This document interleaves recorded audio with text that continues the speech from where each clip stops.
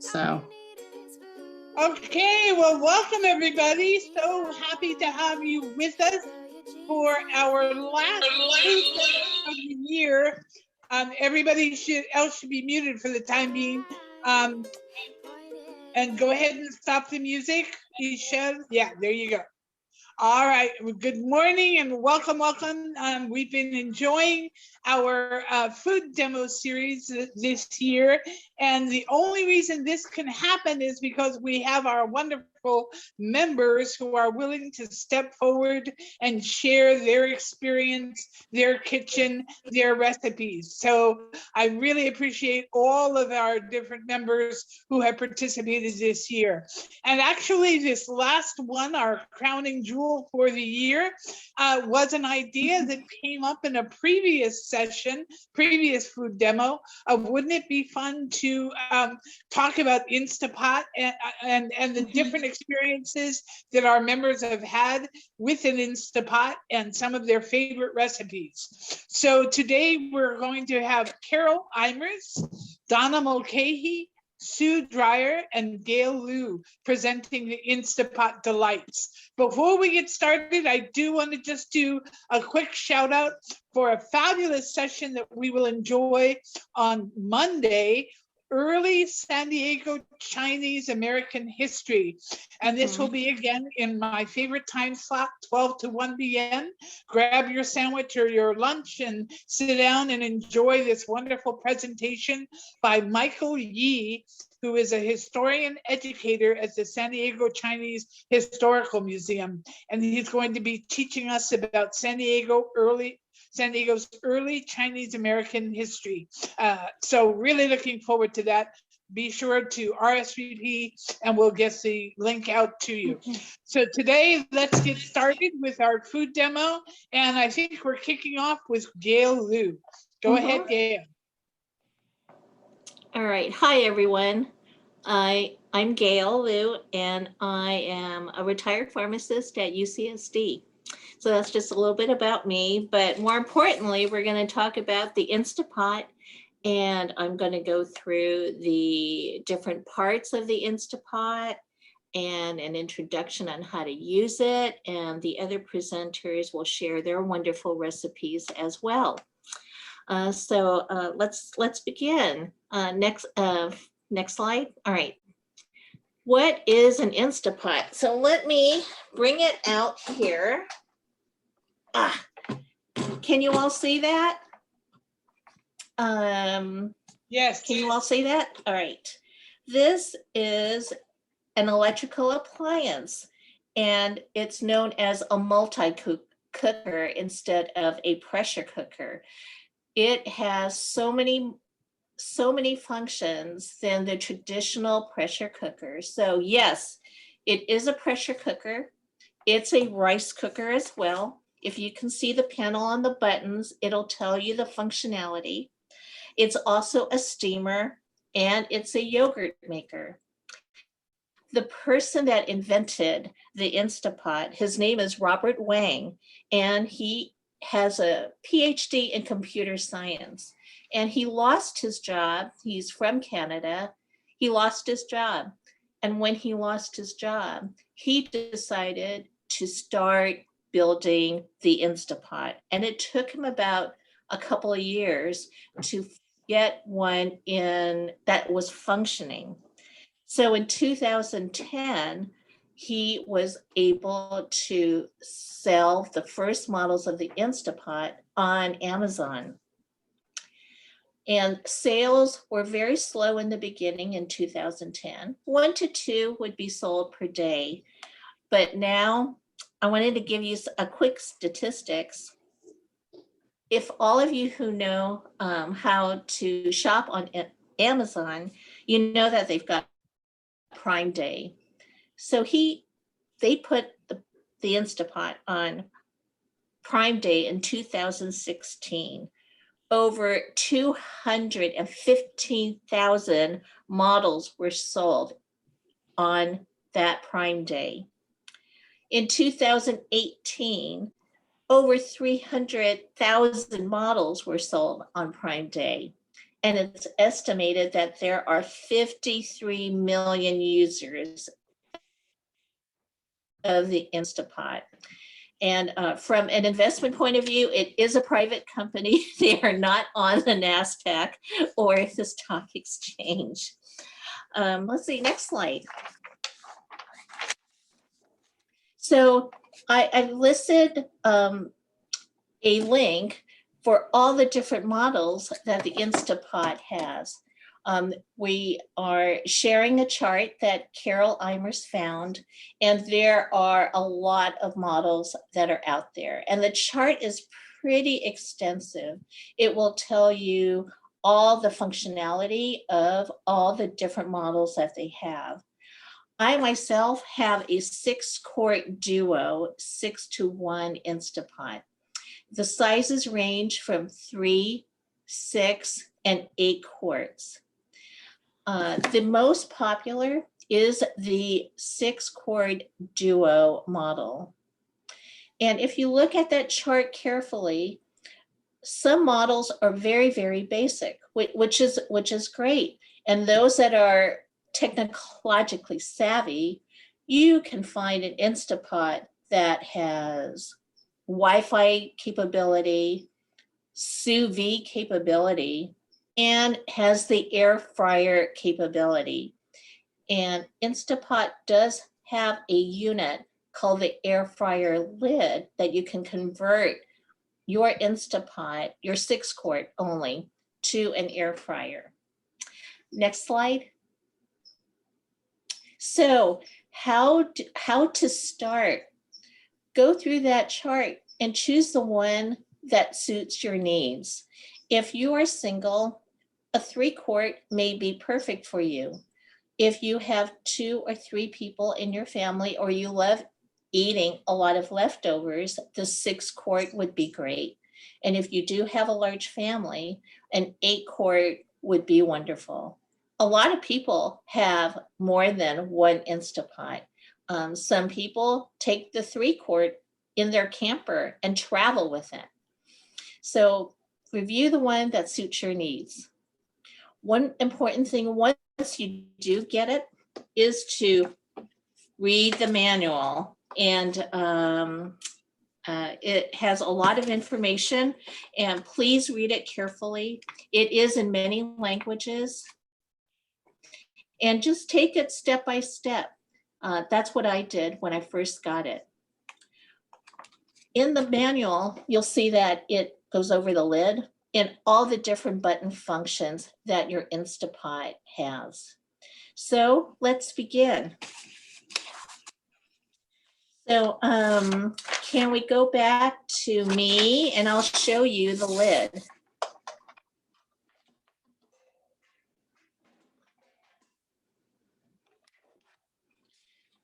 Okay, your lid will look like this.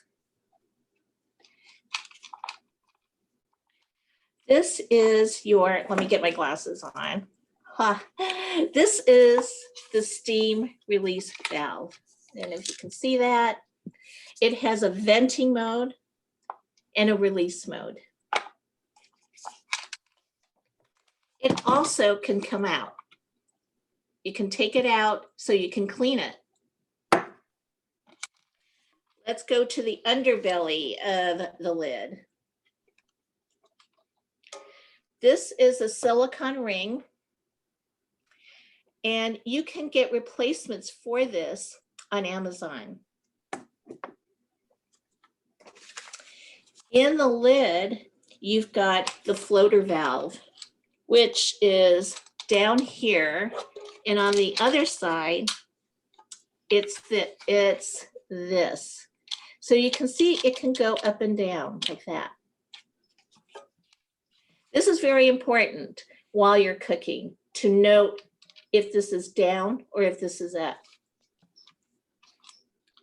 On the flip side, there is a little gasket that you can remove.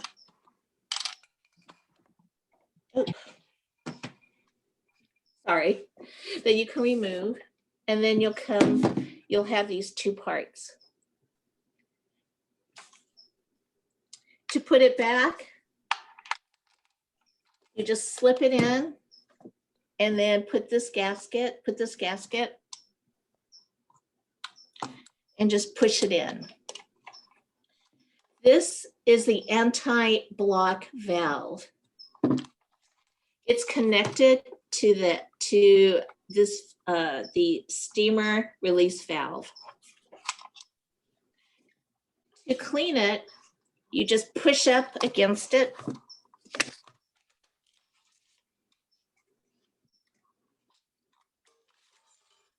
And you'll hear it click. And you do need to clean this every time you use the lid. To put it back on, you push it down and it'll snap in place. And then this gets pushed back in. So now your lid is all put together. The valve is working. The float valve is going up and down. And then now we're ready to put the silicone ring in. So if you notice on your Instapot, you've got a rack that goes around the circumference of the lid. The most important thing is to make sure that your sealing ring is down into the rack and tight.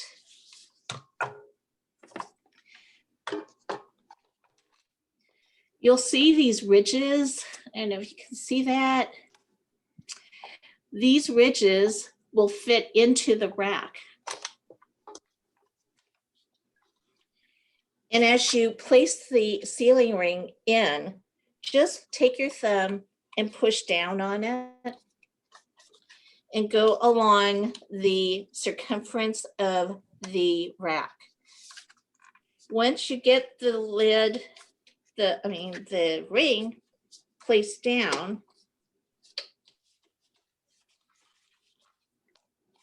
double check to make sure it's completely on the rack and deep inside.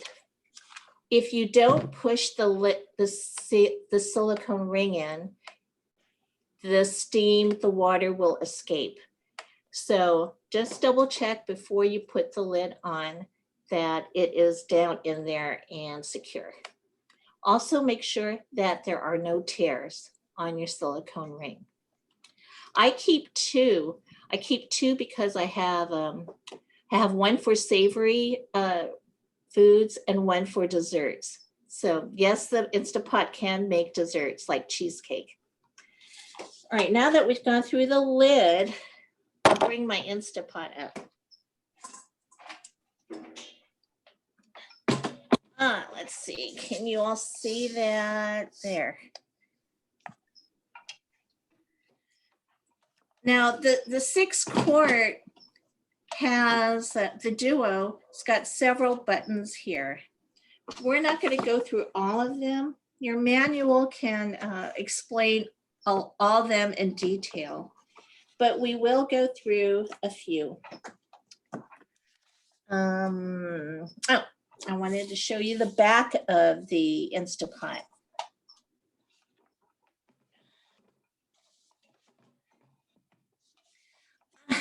Your Instapot will plug in here.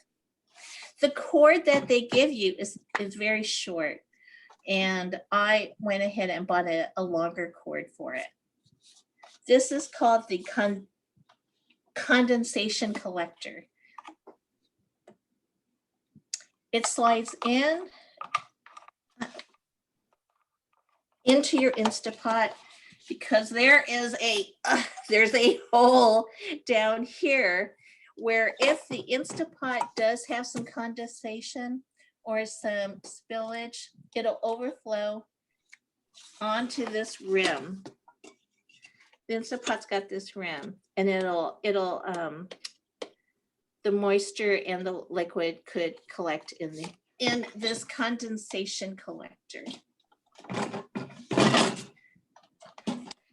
These handles that you see on the side, they're very ingenious. The designer had it designed so that not only does it let you lift the pot, but it also can hold your lid. I don't know, can you see it? It could hold your lid like that. So I found that pretty helpful. I do recommend placing your Instapot away from counters that are above it, because the steam can damage your Instapot. I mean, your cabinets. And there is a lot of steam that does come out. Okay, this is the inner pot. Mine's a 6-quart. It has volumes located on the inside that's engraved, and it's in cups as well as liters. So once you have your lid secured, your silicone ring in. Lady's doing a great job. What? Oh, you can hear me, Gail? Yeah. Oh, my husband just walked through and I said, Gail, my God, she's doing a great job. I'm sorry, I didn't know I wasn't muted. You're doing a great job, Gail. Oh, well, thank you. All right, so once you have your lid secured, all your parts are clean, your valves are secure. Don't forget to add your inner pot, because some people have dumped their food into the Instapot and have forgotten to put the inner pot in. So please be sure your inner pot is in the Instapot, because like a crock pot, the heating unit is down there. So it may be messy to clean that up. You're not supposed to have any water contact in there. All right. All right. Let's see. The control panel. Let me bring this up.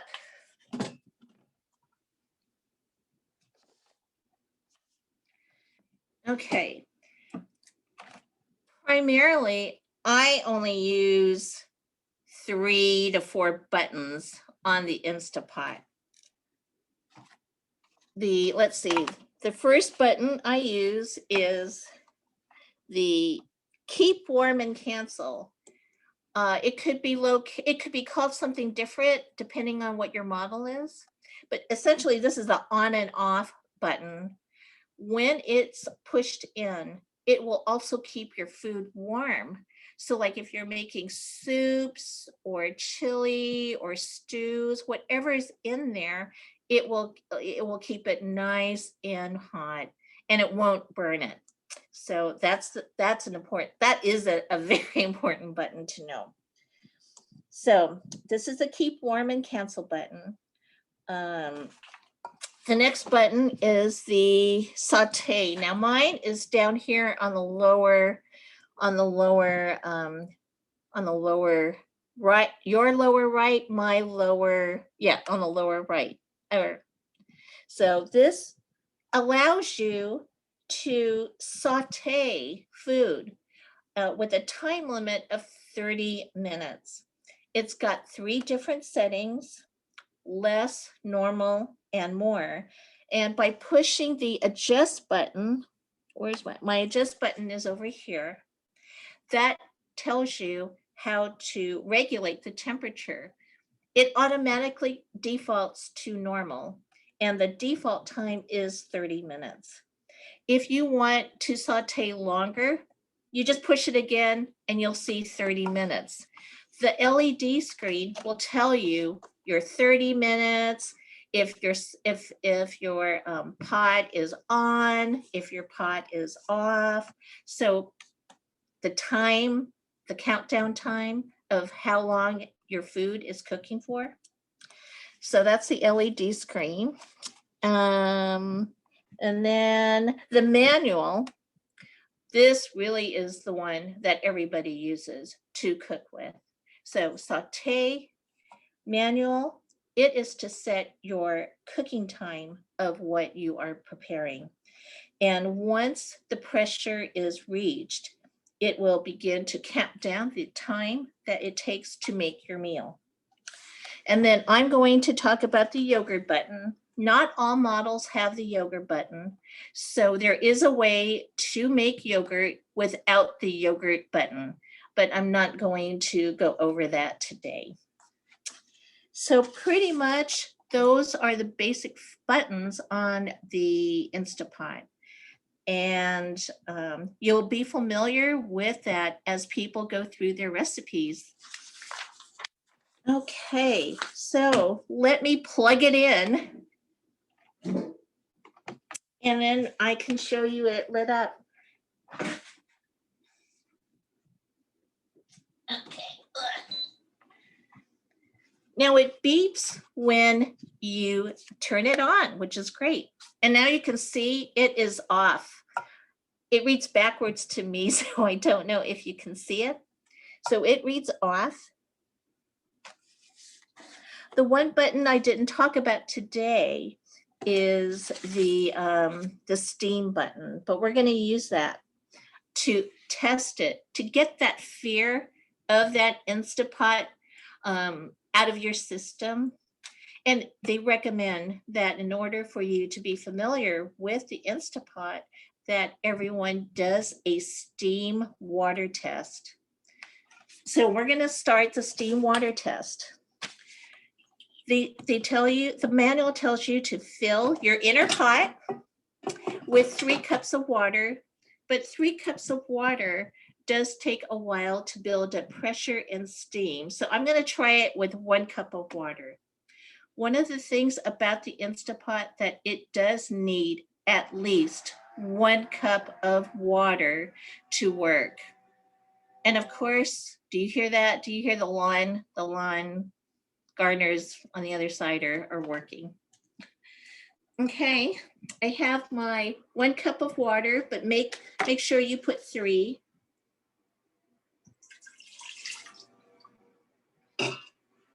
I'm pouring it in.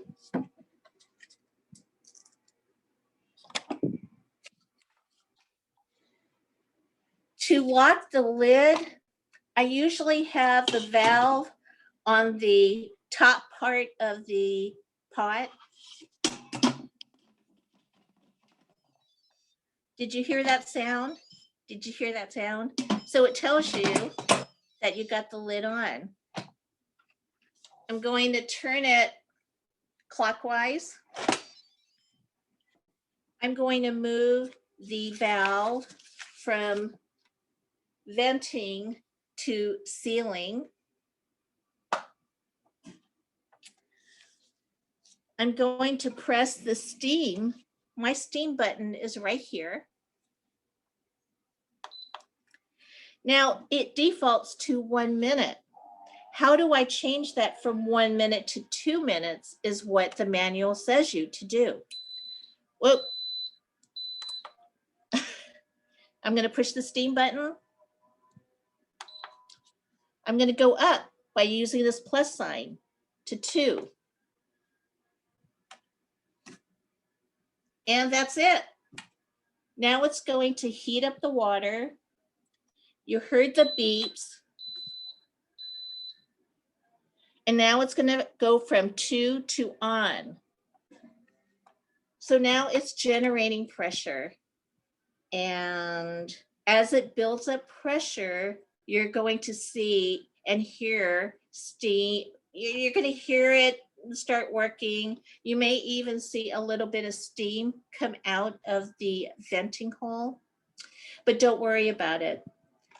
So please put your Instapot in an area that you do not have any cabinets over, because it does create a lot of steam.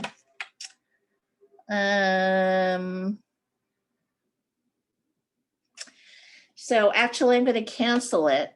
So when it's done, it will shut itself off. So I'm going to just shut it off right now. So that really is the water test.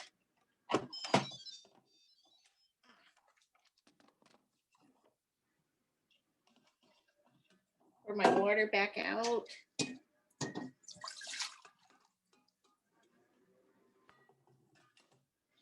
Some of the other things about the Instapot, let's go with the saute button. If you hit saute, see when I told you it defaulted to 30? It also goes to normal. Normal is normal temperature.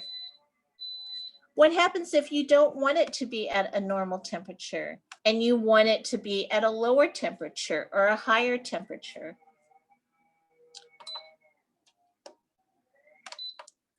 You hit adjust,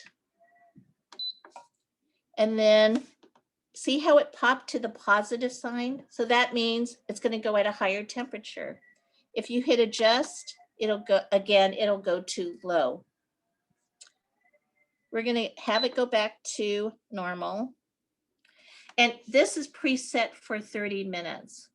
And it is now warming up and ready for you to saute. So now that it's ready to saute, you can put your olive oil in there and start sauteing onions, carrots, anything. And I use the saute button a lot to make soups and stews. Once you finish sauteing, then you can put the wet ingredients in, like tomato sauce or water or broths. Once you put all those ingredients in, then you can go to the manual button, or go off and go manual. My last setting, it was 5 minutes. You can increase this time dependent upon the recipe that you're working with.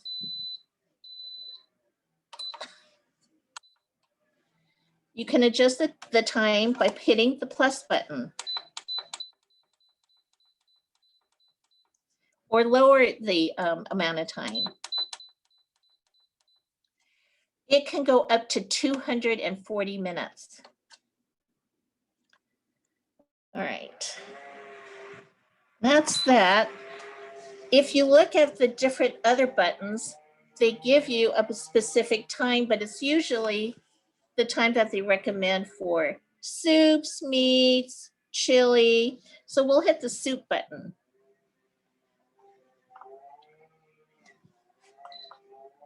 It automatically defaults to 30, but if you, and this is essentially using the manual button at 30. It's the same thing. One of the advantages of these pre-programmed buttons is that it pre-programs the amount of time given an average of you making soups. I'm sorry, they're using, they're like gardeners. Okay, so that pretty much is the panel of the Instapot. Let's see. One of the other properties of the Instapot, after you finish cooking, there's 2 phrases that Instapot cookers use: quick release and natural release. Once your recipe is done, you'll see recipes that say, oh, quick release and quick release the valve, or let the pot sit under natural release, and then you can open your lid. So the quick release is turning that valve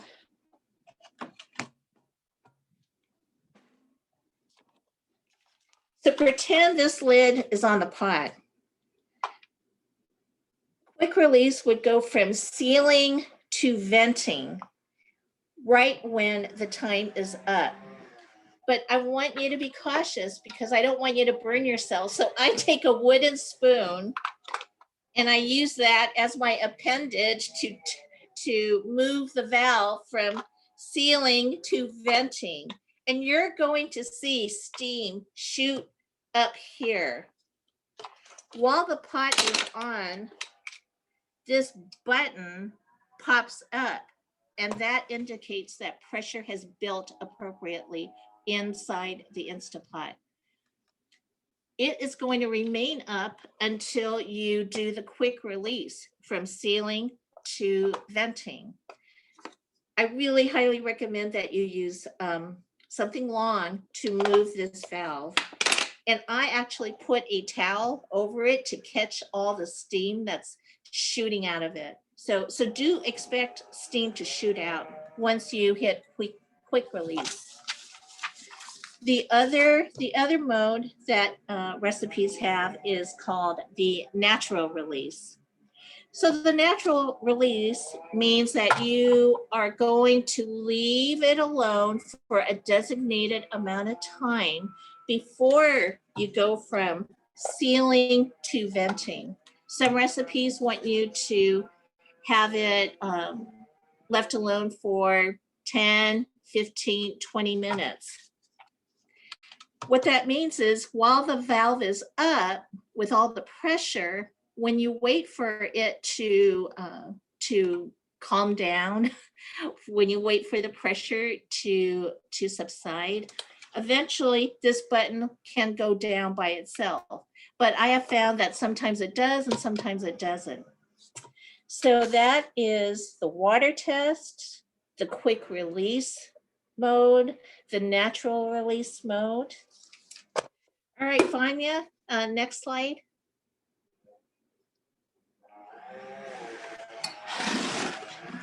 So we went through the parts, we went through the terminology, and next slide. So I don't know if all of you remember this wonderful movie called Breakfast Activities, and this is the classic pressure cooker scene that people know about the Instapot, that it shot Audrey Hepburn's dinner all over the room and hit the ceiling. There's so many safety features built into this appliance. All right, next slide. So again, make sure your steam valve and float valve are on the lid that is clean. Make sure your silicone ring is clean and check for tears, and make sure that you are pushing it down into the rack securely. It isn't as instantaneous as you think. It does take time for the pressure to build.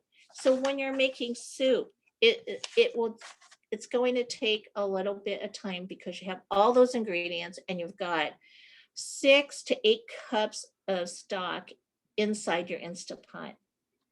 Do use a wooden spoon or some tongs to turn that valve, and watch out for steam. Don't burn yourself. Unlock your lid carefully. There's going to be condensation that collects on the lid, so just make sure that you just drip that condensation back into the pot. Again, read your manual on cleaning. I use Barkeeper's cleanser for the inner pot if there are some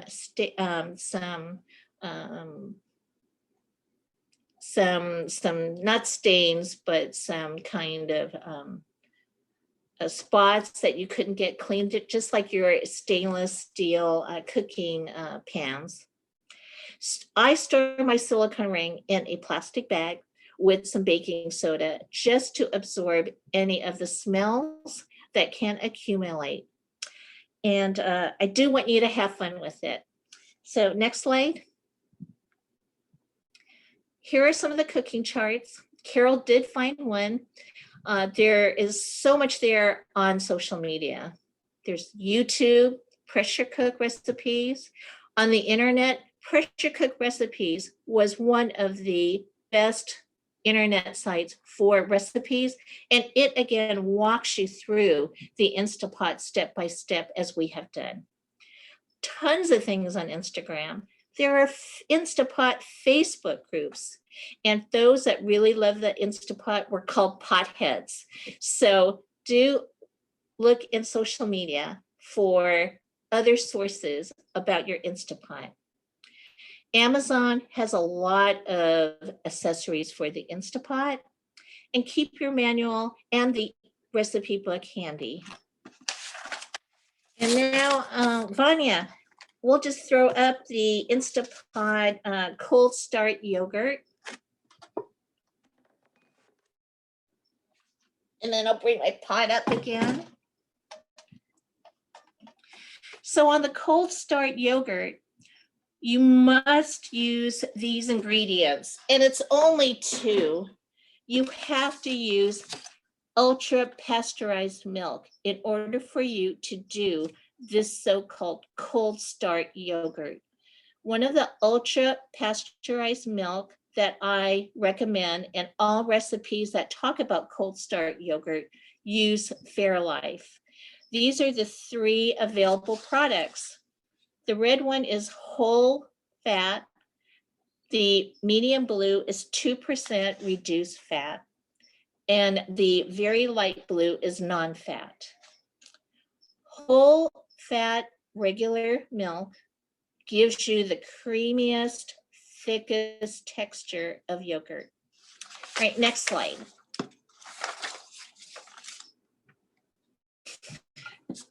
Along with the ultra pasteurized milk, you need to find various yogurt cultures. These are the 3 that are recommended through to have yogurt cultures available in your supermarket. Ziggy's, Faget, Stonyfield. Do look for active cultures. Next slide.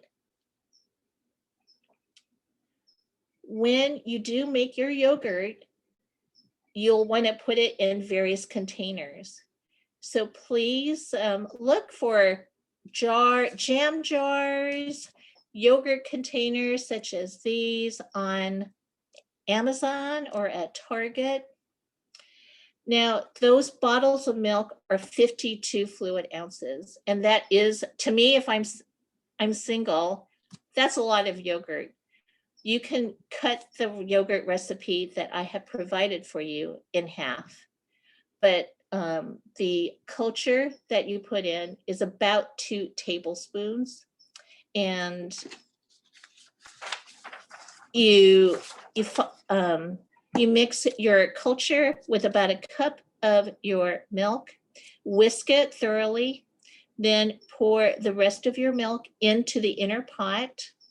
And Vanya, I'm going to need you to get back to me so I could show people the yogurt setting. Making yogurt doesn't require pressure, but it does require time. So cold start yogurt, you'll have all the ingredients inside your pot. All you do is push yogurt, and it will, you usually need 8 to 9 hours. Oops. Oh, so we're going to program it for, oops.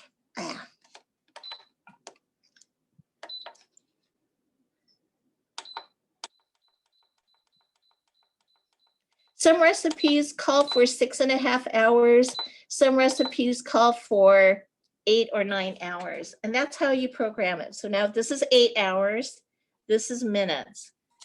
You don't need to put it on venting. All you do is just put the lid on, and then you can go to bed and have the Instapot make your yogurt. The yogurt setting is a controlled temperature. Some people use the yogurt setting also to proof bread. So every recipe is going to be different.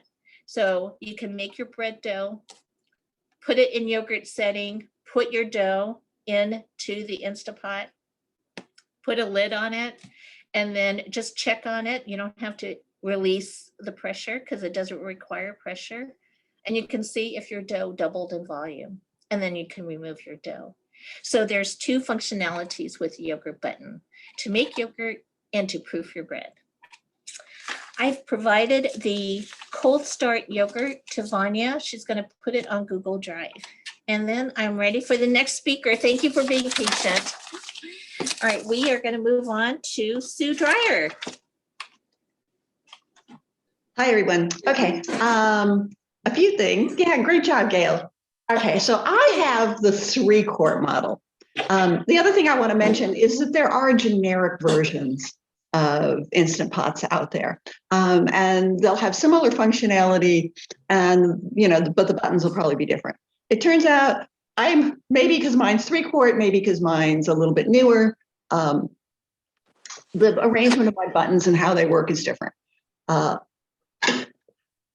The advantage of my little 3-quart is I can easily put this pot in my dishwasher to wash it when I'm done. And I also only use about 3 buttons on my Instapot. The button is called pressure cook, which basically is manual pressure cook.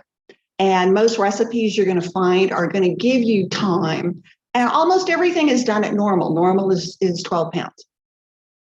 Or somewhere between 10 and 12 pounds. The Instapot's a little iffy as to exactly what the pressure is. But, and I've used the slow cook on very rare occasions. The advice I have if you're using the slow cook is instead of using the Instapot lid, okay, you just find any lid that you happen to have in your lid collection and put that on as your lid, because you're not generating any pressure and it's a lot easier to check. The Instapot, part of its safety features is it's got sensors. And I have found even when I'm doing non-pressure cooking with it, the sensor like freaks out and starts giving me messages about the lid. So if I am not using their lid for either saute or slow cook, meaning I'm just like low simmer, right? I'll just use my own lid. Let's see. The other thing, and Gail kind of alluded to this, it does take a while for the pot to warm up. Think of this as being like an electric burner if you have an electric stove. It's not like an induction burner, which is going to like heat up really fast, or a gas burner, which is going to heat up fairly fast. So if you're in a hurry or using it as a time saver, which is the most common use that I use it as a time saver, because I can make brown rice in, say, 25 minutes instead of 45 minutes. But that's assuming that I get my water hot fast enough. So one cheat is if I am making something like brown rice or wild rice, and I'm not talking like the packaged stuff that has wild rice mix, but real wild rice or brown rice. First thing I will do is to start my Instapot, put it on saute, and let that water heat while I am like rinsing my rice.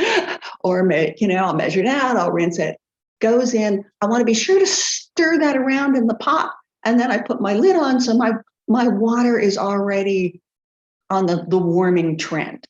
And then brown rice or like wild rice will take like 20, 22 minutes in the Instapot, like I said, as opposed to like 45 minutes if I were to cook it. I also recommend, and Gail mentioned that when I place my lid on, that I have it open to venting. It's a little easier to get the lid in and placed, particularly if I've warmed it up a little bit, and then move it over to the sort of lock position. Let's see. Okay. So I found the most useful thing that came with my Instapot is it comes with a cooking table that lists all kinds of things one would cook. And the other thing that's very unique about cooking rice or grains, like normally if I were cooking brown rice on a stove top, I would need 2 parts water for every 1 part rice, or some variation on that. Some people say 2 1/4. Some recipes might say 2 1/2. In the Instapot, most of the things are 1 to 1. But this 1-page sheet, which I put in a little sheet protector because I use it a lot, will tell me what to do that. It'll also have recommendations for beans, which I've done a lot of beans. I've done some unique things. I've used the Instapot to like make a flan, not in the inner pot, but putting a small amount of water in the inner pot, and then putting my little ceramic dish inside. I take aluminum foil and make a sling because when it's done, I need to be able to remove my own pot. But anything that you would, normally have to bake in the oven and put it in a water bath can be done in the Instapot. My particular little model does not have like a cake function. I'm kind of curious how the cake function works, but it hasn't been important to me to use that. So the recipe I made, and I'm going to show you two very brief little videos. I made barbecued ribs, which I found was really nice to do in the Instapot, because if you want fall off the bone ribs, as opposed to say like Memphis style ribs, Memphis style ribs are going to be sort of dry, almost jerky like. But if you want those to be like fall off the bone pork ribs, they there are recipes that tell you to boil them for a couple of hours. There are ones that tell you to put them in your oven for 2 or 3 hours. But in the Instapot, I'm going to be able to do them in like about 35, 40 minutes, although it is a natural release if I'm doing actual spare ribs, but baby back ribs will be done in like less time. And then they're done, and then I can move on. I'll also tell you, I made these like 1 minute, 2 1-minute videos on Monday. It was a rainy day, but like today's a hot day. I wouldn't want to have my oven on for 3 hours. Also, for ribs or other meat things where you might want to have it like pre-marinated, I've done a dry rub and marinated in my fridge a couple days. If I had one of the larger models, I'd be able to take my rack of ribs and sort of wrap it around and stand it up inside, as though my fingers, as I'm illustrating here, were the rib bones. Because I've got my little one, I put my little steamer, this is the one that comes with it. So, and my 3-quart, you can get away with having like half a cup of water on the bottom. Anytime I'm doing anything that I'm sort of more in steam mode, I just want to have the level of the water below the level of the food. So I have stacked them up in there. But let's see, let me change out of view. And if you guys will make me host, I will show my little video clips. Yes, you are co-host currently. Okay.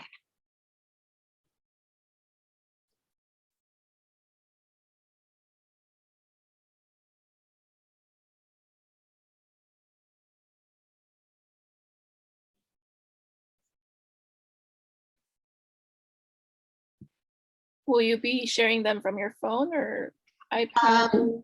Oh, wait just a sec. Yeah. No, I'm actually going to share from right here.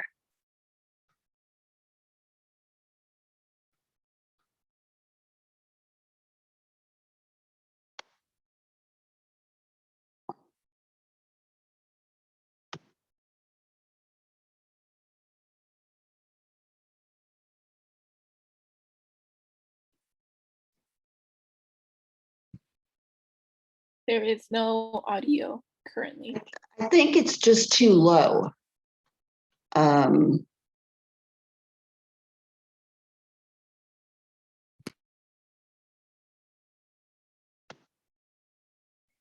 you hear me? We can hear you, we just can't hear the video. We can't hear the video. Huh. Because I've got it on basic share, so it's just, okay, I'll talk over it. So I've got vinegar, water, liquid smoke, and then so I've made individual ribs. I'm just going to stack them in there. I'm leaving space between them.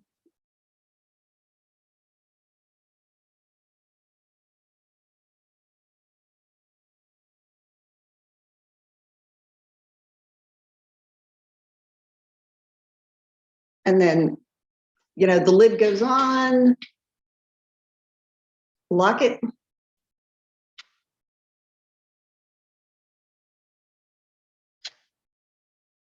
And I'm talking about there, the same thing about having it vent.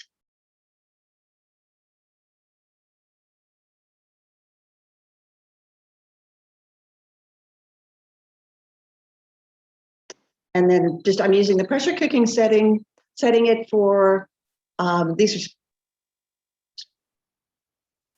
spare ribs for like 35 minutes. Depends on kind of how big your ribs are. If you had big beef ribs, it might be a little longer.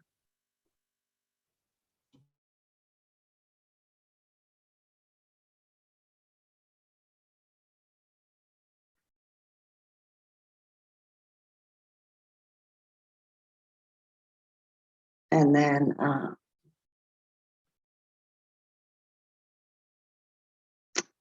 okay, let me go back to my screen.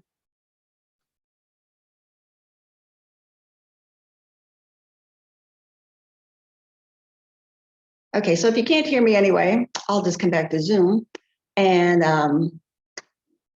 I'll let go of my screen sharing.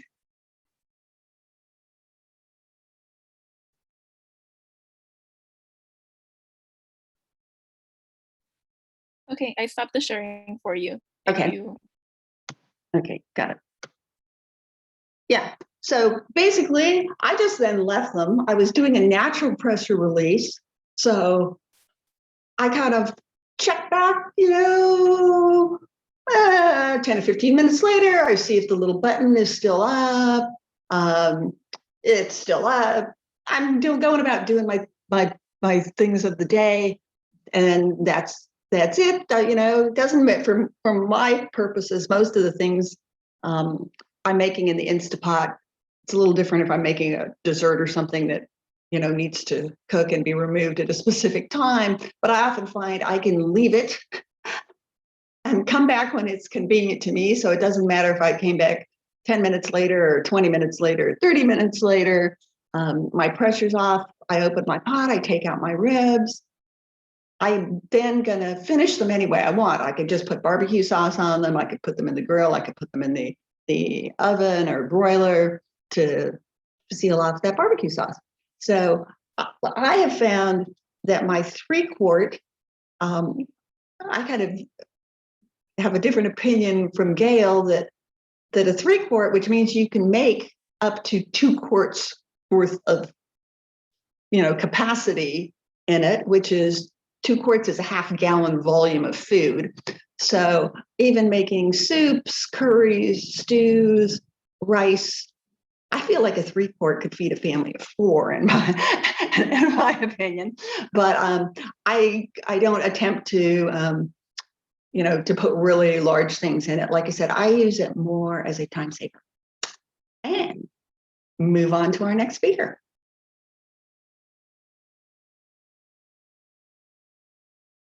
Who I think is either Carol or Donna. I'm not sure. It should be Carol. It's Carol. I think it's me. So I have no idea if you see me. Do you see me? No. Okay. But I do have, start video. Okay. I'm going to try to be brief because I know you've all been really patient. I'm on the other end of the scale. I have an 8-quart. And I got the 8-quart because my brother had an Instapot. He had the 6-quart, and he said that he had trouble putting a chicken in there. Whether that's true or not, and I don't know, maybe at the end, people who have 6-quart, they can share if they've ever roasted a chicken in there. I don't tend to have problems when I do put a chicken in there, but it's a large contraption, both for storage and I think also to come to pressure. But I tend to make large quantities of things in terms of soups and things like that, and it's wonderful for that. The thing I really like about the Instapot is 2 things. One, it infuses a lot of flavor into whatever you're cooking. And so no matter what you're making, it tends to make it more flavorful. And the other thing I like is you can put the food in, and then you could leave, and not, you could leave the house if you want, but you could go upstairs, you can do other things. You don't have to watch it, and you don't have to be concerned about it burning. So I'd say it cuts maybe 30% of the time off of the cooking. It's certainly not a rapid thing like everybody said, but it's an easy thing in terms of making your dishes more flavorful, as well as not making you have to sit there in the kitchen and watch things. So I made mushroom risotto, which is a great recipe. It comes out like risotto or pretty close to it. And I made 6 little videos. One of them I'm going to have to leave the meeting and go on my phone because it didn't transfer. But Vanya, why don't we start showing the video, and we can just do them in sequence quickly so we can move through this, because I know probably anxious to move on. Hi everyone, we're here to learn how to make the mushroom risotto in the Instapot. The thing I love about the Instapot is that from start to finish, it's 35 minutes. You don't have to sit here and stir the risotto as it's cooking. So you can put the rice on, and you can keep it Anya, on can you warm, turn it and up a you little go bit? And you can entertain your friends. That's and the then when you're highest ready to it goes. serve it, it's great. Or actually, no. Okay. I turned the Instapot on saute. It took about 2 minutes or so to heat up. And right now I'm going to put the shallots in and saute them. Let me just get a spatula really quickly.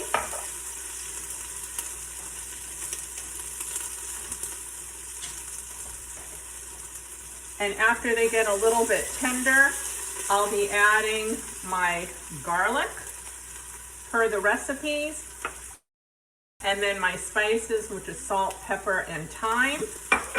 And then I'll add my mushrooms till they're nice and tender. And then we'll be ready to add the broth and the arborio rice, which is very important. You do need to use arborio rice for risotto because of the high starch content. It makes it creamy. If you don't have arborio rice, this rice still turns out fabulously, except it may not have the same creamy, tender, creamy, can't think of the word. It won't be It's as consistency. creamy as it would be with a traditional risotto recipe. So I'm going to let all of this cook, and then we'll be back in a few minutes. Thank you. Okay, I'll play the next one. Just right keep going forward. now. Yeah, I have to do each one individually. Apologies. No, I know. I'm sorry. So I am back. Start to finish, I let the olive oil heat up, which took about 2-3 minutes. Then I put the onions into the olive oil for another couple of minutes per the recipe, and then added the sliced mushrooms, the salt and pepper and thyme, and then a few minutes, like a minute or 2 later, added the garlic. And now it looks like just regular sauteed mushrooms. What I'm going to do is I'm going to turn this off, and I'm sorry, I'm going to come around to the other side to try to do this.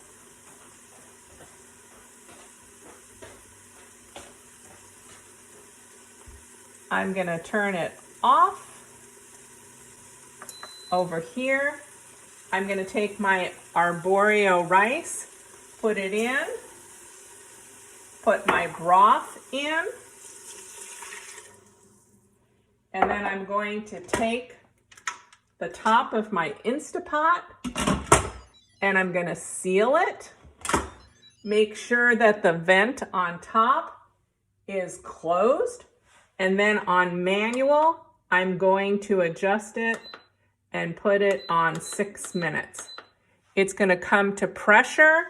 When it comes to pressure, you'll know the clock will start counting down, and when it's done, we'll do a quick release, which I'll show you, and then we'll add the butter and the spinach and the Parmesan, and we'll have risotto. So it says on, and that means it's coming to pressure. And then when it comes to pressure, that's when the timer starts.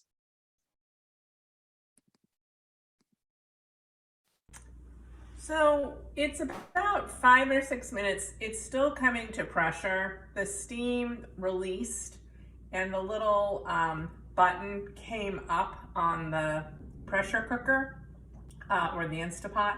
And so you know it's kind of coming at pressure to pressure. As soon as the on goes off and the timer goes on, then you'll know it's hit pressure and it's starting to cook. So I just kind of wanted to show you that. We're still 5 minutes. It might be another minute or two until the timer comes on and it starts the actual cooking process. You can kind of hear, if you listen to it, it's boiling a little bit in there. So we'll be back when it's done and we're ready to add the butter, spinach, and Parmesan cheese. So thank you.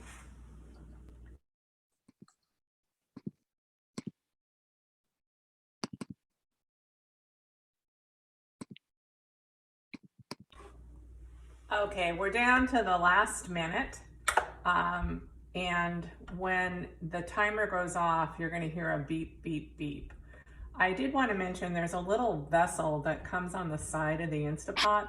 I have a very short cord on this Instapot, and it's a 3-prong cord, which is why I can't turn the Instapot around right now to show you. But oftentimes this vessel pops off because of the pressure. It's put on there to capture the extra fluid, but a lot of times it'll pop off, it'll fly across the room in my situation. And all I do is just put it right back and I'll show you where it goes. But now it's come to pressure, it's completely cooked, and we're ready to do what's known as a quick release. So we just turn the knob on top of the Instapot from steaming to venting, and it makes a lot of noise. So it's gonna go on like this, depending how much fluid you have in the Instapot. I have 2 cups, so it'll be a couple of minutes, but sometimes it could be a good 10-15 minutes till this thing quickly releases everything. I really don't know how long this is going to take because it's taken me a while, but when it's all done, that little red button, and you'll know, the little red button sinks, and then you'll be able to open the lid. So we'll come back in a few minutes and we'll see when we're ready to take the lid off. Thank you. And then Carol, video number 5 was the one. Right. So Vanya, what should I do? I just like scroll up on my iPhone and go to my videos. You go to Zoom and then you click share screen. Okay. But how do I get to my videos? When you click share screen, it'll give you the options to access your photos and videos.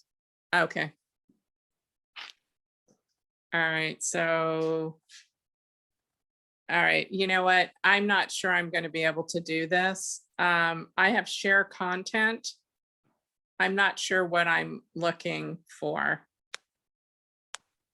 If I hit Zoom, you know what, I think because we're running so over, why don't we just go to the last one that you have, and then we'll move on to Donna, because I know we wanted to give people time to ask questions and share their thoughts. Got it. Okay. Thank you. Hi, here's our mushroom risotto, start to finish, about 35 minutes, nice and al dente. It infused the flavors from the mushrooms really beautifully, so it tastes like porcini mushrooms in this risotto.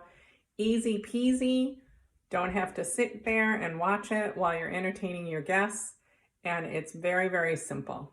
Hope you enjoy. Bon appetit. That looks beautiful, Carol.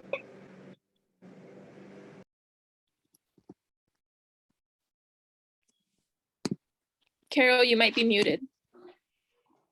So basically in the video that you didn't see, it came to, I did a natural release and I was able to open up the pot, and then I just added stuff. So Donna, why don't you go? I'm ready. I will pull up your PowerPoint right away. Thanks, Sonia.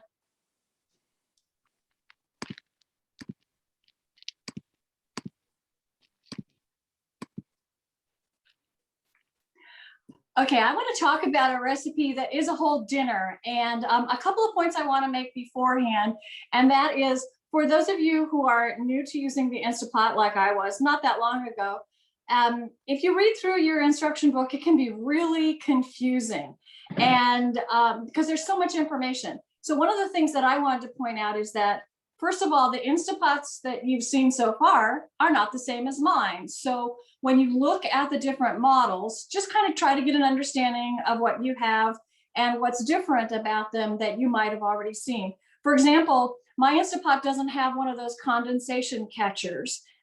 It's apparently they've overcome that. They don't need it.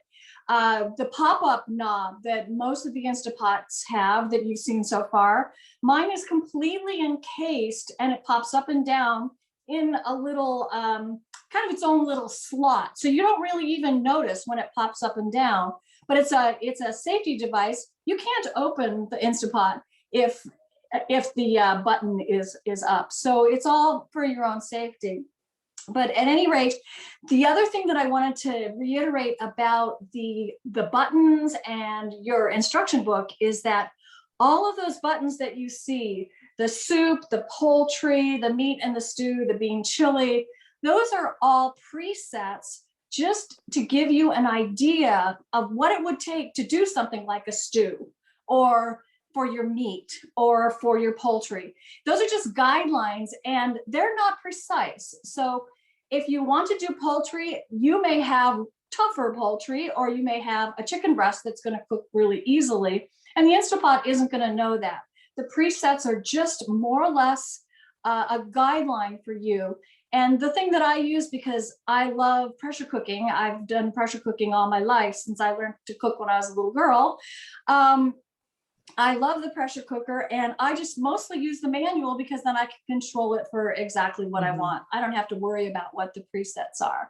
So I want to talk about a quick full-on dinner. It's got everything all in one pot, and it is something that someone said a few minutes ago was that the nice thing about the Instapot is how it really infuses your food with the flavor. And you've got to make this tortilla soup. If you are not a meat eater, you can make it vegetarian, but if you do make it with chicken, you will taste that chicken and you will taste every bit of the spices and the flavor that are in the whole rest of your meal. It's an amazing thing. So let's show the recipe. So this is the recipe. Oh, wait, that's not really the recipe. I'm just kidding. You can make everything in your Instapot from scratch. This is a recipe that you could make from scratch. And I looked at that recipe. And in fact, for a long time, I pretty much made a recipe similar to that. And I suddenly realized one day that I'm just making my salsa from scratch. And I opened up my refrigerator one day and I had a leftover container of salsa. And so I said, gee, chicken tortilla soup, tomatoes, onions, garlic, a little bit of spices. This is a medium spicy salsa. Okay, that sounds good. And so that's when I decided to try something completely different and something just really, really easy. So this is the real recipe. That's it. All those things that you see on there. I'm not suggesting any brands. You can use any brand that you like. You can use chicken stock if you like that better. I used vegetable stock because that was what I had on hand. So the one thing that I use all the time is boneless, skinless chicken breast. If you prefer thighs, you can certainly use those too. And you just want to cube them, cut them up. And I leave them, I usually have them in the freezer, and I leave them so they're almost defrosted because they're easier to chop when they're slightly firm. You can get them in cubes a little bit better. I had that container of salsa. We only used a little bit the night that I had a friend come over. And so I had all this left over. I like black beans, but you can use white beans, red beans, whatever beans you like. Don't put beans in if you don't like beans, but I like beans. And you notice those cute little containers there. Sometimes you go for takeout and they give you all their really good salsas, and you put them in your refrigerator because you just know you want to use them. You don't want them to go to waste. Well, I just poured all of them into the soup that night, and it just was really a good idea. It got all used up. So this is one of those things where you can really just empty out your leftovers in your refrigerator. So next one.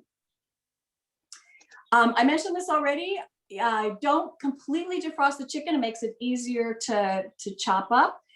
The cubes do not need to be in a specific size. It's really fine. They're going to really tenderize, but if you don't cook them too long, they're not going to fall apart. You're going to get a good chunk of chicken when you spoon it into your bowl.